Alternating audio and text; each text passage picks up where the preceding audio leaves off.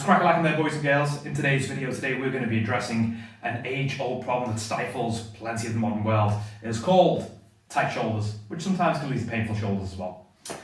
A lot of people out there have tight shoulders for, well, one of a numerous amount of reasons. It could be that you've been weightlifting for a couple of years right now, doing things like bench press, overhead press, lat pull downs.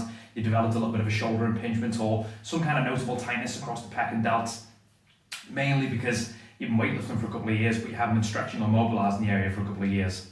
Other reasons could be that you maintain certain postures that have caused all the fibers towards the front parts of the body to basically shorten and therefore aren't able to express their natural range of motion, get a little bit of dysfunction to them. Little things like that can be being on your phone all the time, being on keyboard all the time, you can be driving all the time.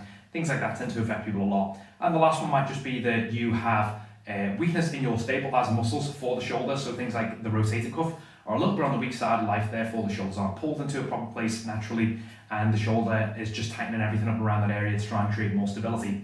Anyway, now that I've rapided on about all that kind of stuff, the first thing that you want to know before we start going into mobilizations about your shoulders is where your shoulders are actually at right now, so that you know where it is that you're going to be aiming for.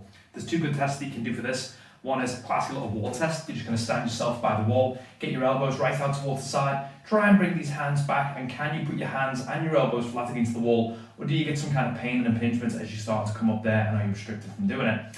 The basic aim is that we want to get to a point where you are at least flat against the wall.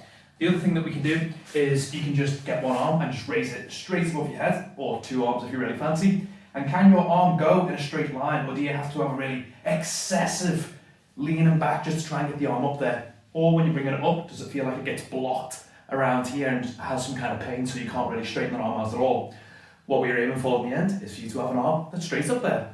Now, in this world of bands and all this kind of malarkey, you might think that you need some fancy equipment to do this, but no, we're going to be using a reliable piece of old technology, the door frame, which I will show you in the next clip.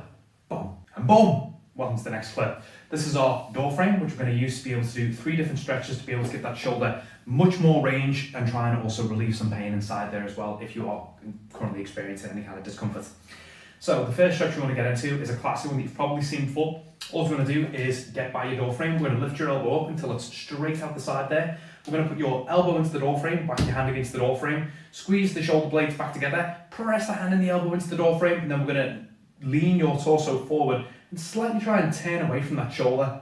If we hold this position right here, we should be feeling a stretch right across the front there, and we're going to be looking at holding on to that for 30 to 90 seconds, and then repeating so on the next side.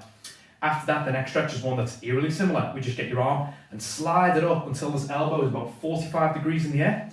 Press the elbow in, press the hand in, pull the shoulder blades back, lean forward a little bit, and then try and turn away a little bit from that shoulder. And now we're going to be feeling stretching a kind of similar area again. It's going to be in a diagonal type line, going straight at the pecs there and targeting the shoulder. Again, we're going to be holding this one for 30 to 90 seconds. And then after we're done with that one, we get into our last one, which is going to be a stretch to try and get the lats nice and loose, the muscles at the side of our back there, and that's going to help to give the shoulder a lot more range of motion again. All we're going to do is grab hold of the door frame, and Molly's just making an appearance in the video. We want to grab hold of the door frame somewhere between lower chest to about belly button height. We're going to grab hold of it as tight as you can, and you just want to walk yourself back so that your arm's nice and straight. You almost want to squat down a little bit and then push yourself away from your arm, and then you're going to lean towards your armpit. So if I'm stretching this with my right arm right now, I want to lean over towards my right armpit, and that's going to help that stretch get there a little bit deeper. Again, we want to hold that one for 30 to 90 seconds, and that's going to be our 3 magic stretches for the day. If you can give all of them a go, I guarantee that you'll feel a good little bit of relief around your shoulders after that, and you'll have much more range of motion. If you can repeat this 3 to 4 times per week for a good couple of weeks, then yeah, you're going to have the loosest arm in all the land. Loosest? Loosest. Anyway, much love, amigos. Hope this helps you. Take care.